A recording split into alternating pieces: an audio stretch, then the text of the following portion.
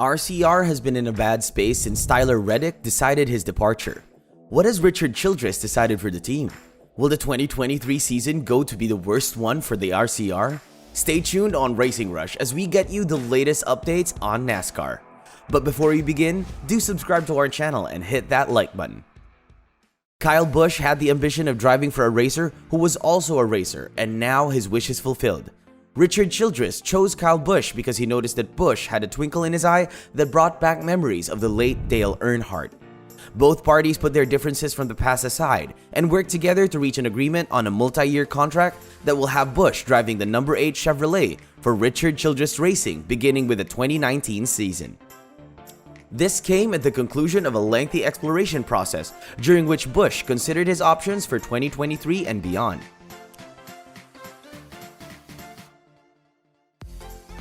After which, Kyle Busch got an early start with his new Richard Childress running team this weekend, racing an RCR prepared car at the Circuit of the Americas. The car is an old Cup car that has been changed to compete in the World Racing League. It won't teach him much about what RCR has learned with the current NASCAR Cup Series car, but Busch was able to learn more about how the RCR does business by co-driving with his Cup teammate Austin Dillon. Busch said on Thursday, before the NASCAR awards ceremony in Nashville, that they were just showing him the lay of the land on his trip. Busch is one of the 2 Cup playoff drivers who will race for new teams next year. He is the most famous of the 2 because of his breakup with Joe Gibbs Racing after 15 years, which was one of the biggest stories in the sport.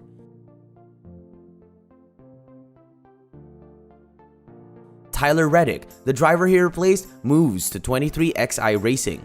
He takes the place of Kurt Busch's brother, who missed the last 4 months of the 2022 season due to a concussion and is still not cleared to race. Busch and Reddick have to do some work for the next season that they wouldn't have to do during the regular season. Busch has been trying to figure out some of the things they do and how they do things in their culture. He's been trying to get some of my ideas and other things across. The term off-season is relative. It's busier this time of year getting everything in order, planning, coming up with ideas, and putting things out on the table, so that when the season comes, it all seems to go smoothly and you know when things are going to happen. Next season, Reddick's RCR team, led by crew chief Randall Burnett, will work with Busch. Before this, Burnett worked with Busch at the COTA. Busch has also been to the RCR shop several times already. Burnett and Busch have never worked for the same company, but Reddick's new crew chief, Billy Scott, moved from RCR to 23XI Racing after 2021. Scott led the RCR research and development department and helped make the next-gen car, so Reddick knows a little bit about his new crew chief. Reddick has to wait a little longer than Busch to start going through the shop and working with the team because of their contracts. Reddick said of a team that relies a little more on data and analytics than other teams.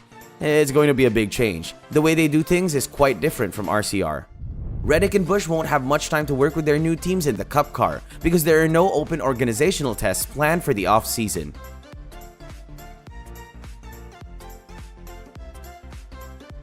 In January, both will have their tires checked. When a top driver switches teams, he or she usually brings their spotter with them, but Busch and Reddick won't be in that position. Derek Nealand, who worked as a spotter for Reddick at RCR, will continue to work with Busch. Last season, Nealand worked for Kyle Busch Motorsports and its number 51 truck, which had various drivers, including Busch. Reddick has hired Nick Payne, a 2022 spotter for David Gilliland Racing, as his Cup spotter for 2023. Reddick said of Payne, "He's young and has a lot of drive and ambition. I'm glad we'll be able to spend time together this winter and get to know each other as we go throughout the process. We are going to spend that time together, sit down and watch the races to make sure that we're on the same page." Even with the tests, the relationship between the spotter and driver doesn't improve much because those are all single car runs and not races.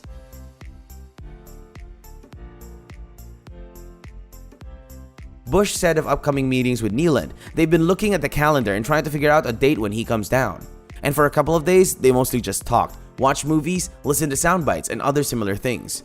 But this year they worked together on some truck races, and what they did and said made Busch feel good. 2 other drivers in the playoffs are also going through some changes.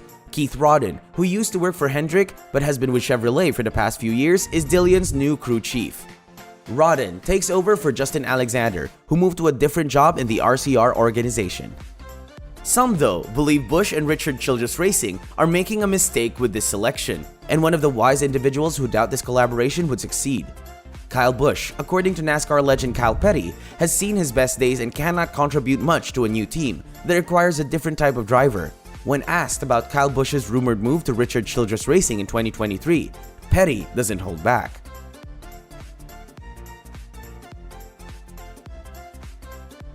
Busch is leaving an organization that he will have to rebuild in 2023, since he is 38 years old and has reached the end of his prime. Don't hate me too much if I claim he's not at his top, but his prime years were spent with Toyota and the Gibbs organization. Kyle Busch's racing career is going downhill. He joined the team with high hopes, but his performances have fallen far short of championship norms.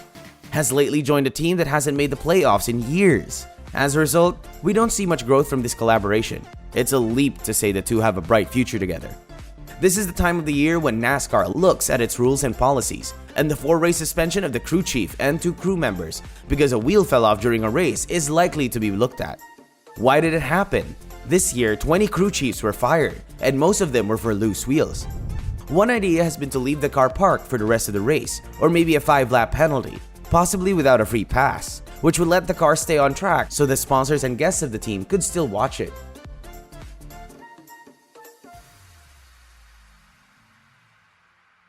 The first option gets rid of important crew members. We're not talking about the crew chief, who can often do a lot of the work from the shop and by watching what's going on, usually from a room in the shop with engineers and screens that show more information than the crew chief could see at once during the race.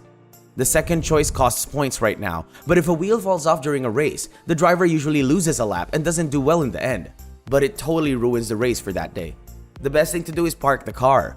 The majority of wheel coming off penalties occur late in a race when the teams are under the most strain. Therefore, there shouldn't be many occasions where a team disappoints guests. Everyone who attends a race is aware that a crash or mechanical failure can terminate the day early. It's just one of those kinds of days. Because of the danger of the situation, NASCAR cannot have wheels coming off. But in comparison to when the 4-race sanctions were implemented, it's not like teams aren't attempting to tighten every lug nut. When there were 5 lug nuts, tightening 3 or 4 was enough, and teams often didn't bother to tighten the 5th one. With 1 lug nut, NASCAR went to a single lug in the center of the wheel for Cup cars in 2022. Teams are going to do their best to get it right. People will still drive as fast as they can, but they know they will have to pit again if they leave with a loose wheel. Parking a car for a race brings an already bad day to an end and sends a message. By suspending crew members, the storyline just goes on for another 4 weeks, and those who are just trying to do their jobs quickly and not break any rules are punished. What are your thoughts on will Kyle Busch be able to adapt to RCR? Let us know in the comments below. And if you liked today's video, then do check out more videos like this on our channel. Also, do subscribe to our channel and hit the like button for more updates.